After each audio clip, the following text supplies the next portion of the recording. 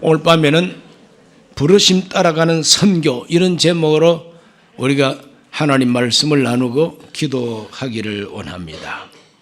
복음을 전도하고 교회를 세우고 선교하는 이 모든 사역은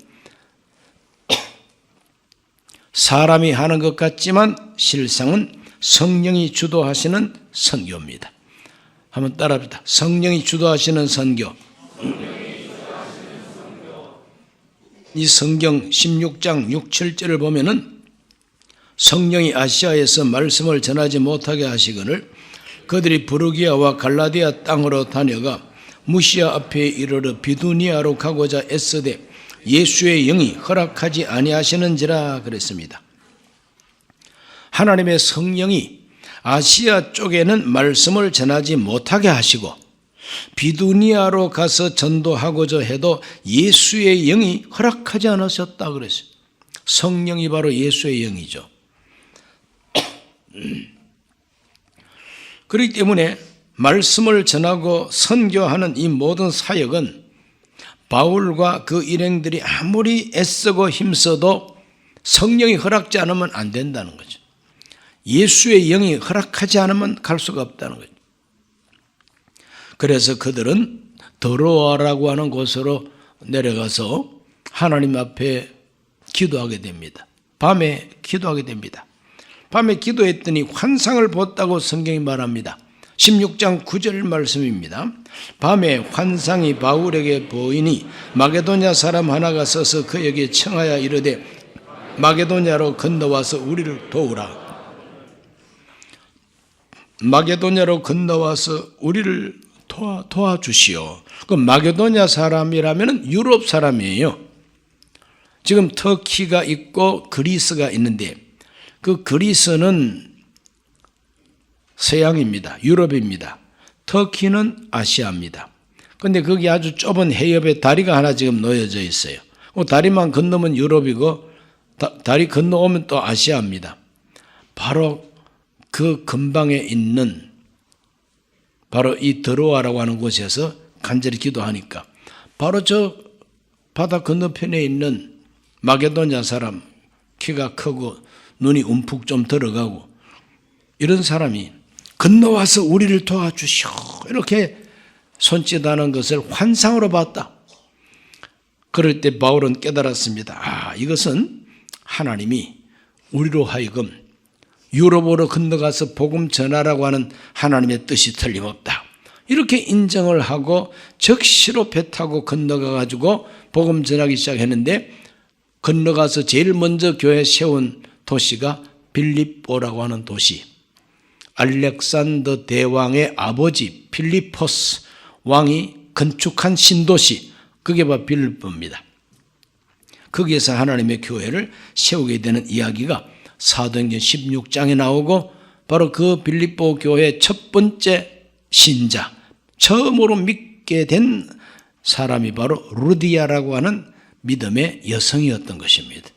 이렇게 해서 아름다운 바로 빌립보 교회가 서게 되는 이야기가 16장에 기록이 되어 있어요. 하나님의 부르심, 바울과 그 일행이 인간적인 노력을 하고 인간적인 열심을 가지고 막 복음 전하려고 할 때 하나님이 절제시키고 아니야 그쪽으로 가지 마. 기도하니까 하나님께서 부르심을 보여준 겁니다. 유럽으로 건너가서 복음을 전하라고 하는 하나님의 뜻을 인정하고 건너갔더니 하나님이 함께하여 주심으로 교회가 서게 되고 그때로부터 2차 선교 여행을 통해서 데살로니가 교회도 세우고 베레아 교회도 세우고 또 저 배 타고 내려가서 아테네도 가서 복음 전하고 고린도 교회도 세우고 그래서 다시 안디옥으로 돌아간 것이 2차 선교 여행이었던 것입니다. 그러므로 부르심을 따라가는 선교라야 성공하는 선교가 되고 부르심을 따라가야만이 하나님이 허락하신다는 것을 발견하게 됩니다. 가는 데마다 하나님이 환상 보여준 건 아니에요. 가는 데마다 환상 보여준 건 아니고 한 번 환상을 통해서 하나님이 가라는 방향을 딱 잡았으면 그 방향으로 가서 최선을 다해서 노력을 하니까 여기도 교회가 서게 되고 저기도 교회가 서게 되는 이야기가 사도행전에 기록이 되어 있습니다. 이번에 우리 선교팀이 필리핀 네그로 섬을 찾아간 것도 하나님의 뜻이 있어서 우리를 인도하신 줄로 믿습니다. 그래 가서 정말 은혜를 끼치러 갔지만 우리가 은혜를 받고 왔습니다. 그 순전하고 맑은 눈동자들, 그 아름다운 찬양을 하면서 우리가 식사할 때에 이 아이들이 우리 곁에서 찬양을 하고 노래를 불러요. 저 유럽에서 고급 식당 가서 이제 식사를 하려 치면 집시들이 와가지고 바이올린, 첼로 이런 걸 갖고 와가지고 막 연주를 해줍니다. 식사할 때 아름다운 멜로디를 들으면 소화가 잘 되거든요. 그 미안하니까 고마우니까 팁을 줍니다. 이제 그거 가지고 그들은 생활하게 되는 것이죠. 이번에 네그로 섬에 갔더니 악기는 없지만은 아이들이 그냥 찬양을 하는데 음악성이 우리보다 훨씬 뛰어난 것 같아요. 예. 나라 주인을 잘못 만나가지고 어렵게 살아서 그렇지 그들의 영혼과 그 심성과 그 찬양하는 그들의 신앙은 우리보다도 훨씬 좁디다. 그래서 식사하면서도 참 은혜를 받고 그랬습니다. 우리가 이번에 간 도시는 바콜로드라고 하는 도시인데 네그로 섬에서 제일 큰 도시입니다. 거기 엘림 선교센터가 있고 그곳에서 한 40분 거리에 떨어진 멀시아라고 하는 작은 소도시가 있습니다. 우리나라 말로 말하면 읍내가 됩니다. 읍내. 멀시아라고 하는 그 읍내 크리스찬 처치라고 하는 오순절적 신앙을 가진 교회가 있습니다. 바로 그 교회가 너무 초라하게 예배를 드리는데 성도들은 많고 아이들은 많은데 예배당이 없어. 그래서 선교사님이 우리 보고 좀 지어달라고 요청했기에 그래서 우리 교회 이름으로 예배당을 지어드렸습니다. 하나님이 기쁘게 받으신 줄로 믿습니다. 우리가 가서 이렇게 도와주니까 앞으로도 계속 도와달라고 하는 그런 마음을 가지고 자꾸 우리를 한 군데라도 더 데려가가지고 보여주려고. 그리고 어떤 여자 성도님이 땅을 이렇게 헌납했는데 한 200평 땅을 헌납했는데 여기다가 예배당을 지어야 되겠다고 아무것도 없는 언덕바지를 보여주더라고. 그 다음에 또 저 바닷가로 데려가더라고. 피곤한데 또 바닷가로 데려가요. 그리고 바닷가로 데려가는데 예배당이라고 그래봐야 막 조그마한 학고방 같은 그런데 예배당은 학고방 같고 너무너무 가난하고 열악한 마을이지만 찬양은 아주 우수합니다. 그냥 막 찬양하고 환영하고 그래서 거기도 이렇게 좁은 이 예배당에서 벗어나야 되겠다는 거예요. 그래 땅을 좀 사야 되겠는데 땅값이 한 1,300만 원 들어간다 그러고 1,300만 원 들어서 이제 땅 사면은 또 예배당 또 지어달라고 그러겠죠. 이런 것을 이제 보면서 느낀 것이 있습니다. 뭘 느꼈느냐?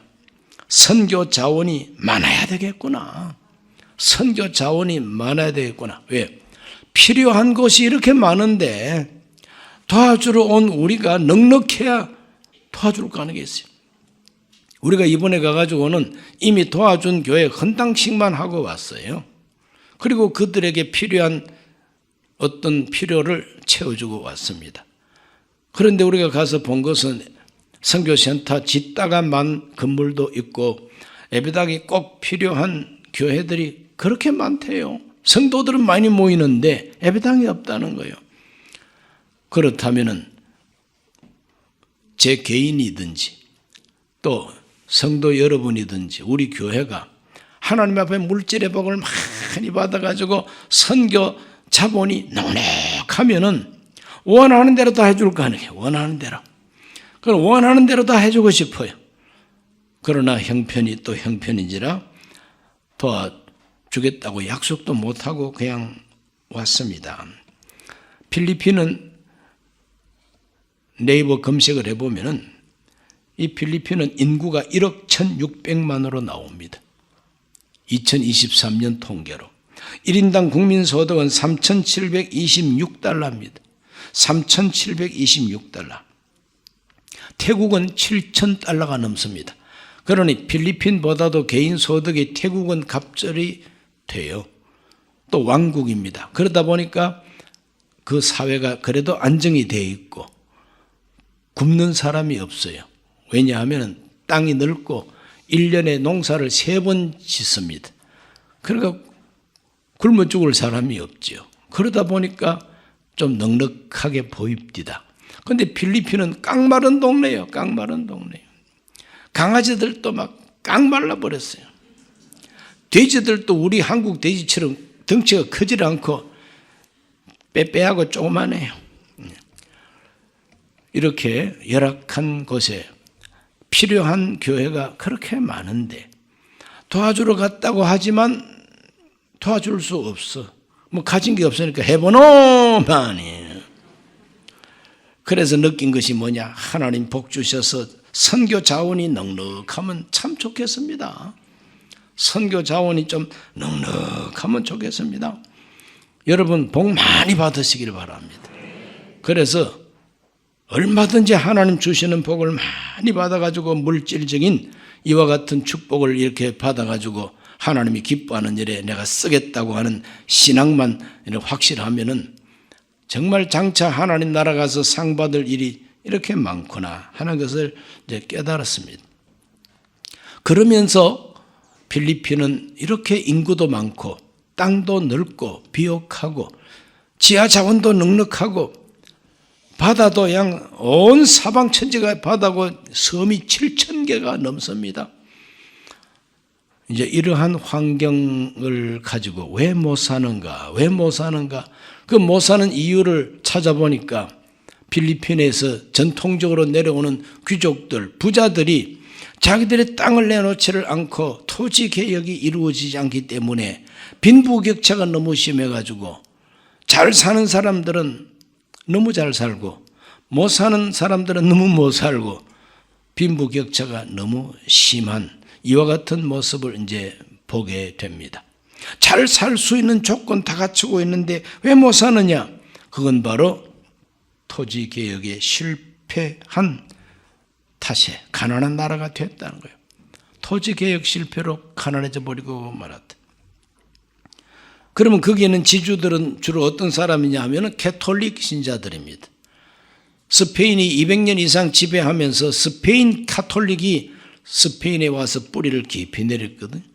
그러다 보니까 스페인이 200년 지배하면서 스페인의 왕실과 권력가들하고 결탁이 되어 있는 그런 가문들은 다 부자가 되어 있고 많은 땅을 소유하고 있는 거죠.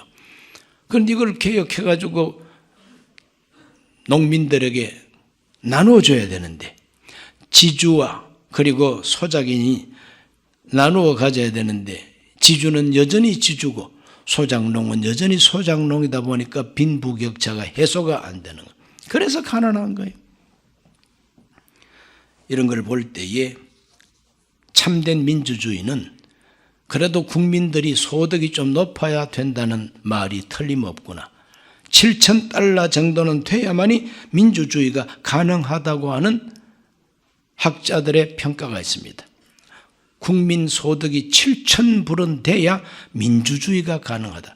그래서 1987년 대한민국의 민주화 운동이 일어나가지고 넥타이 메고 있는 하이클래스들까지 다 데모하러 나온 것이 1987년입니다. 그때 헌법을 개정한 것이 지금도 계속 그 헌법을 지금 쓰고 있지 않습니까?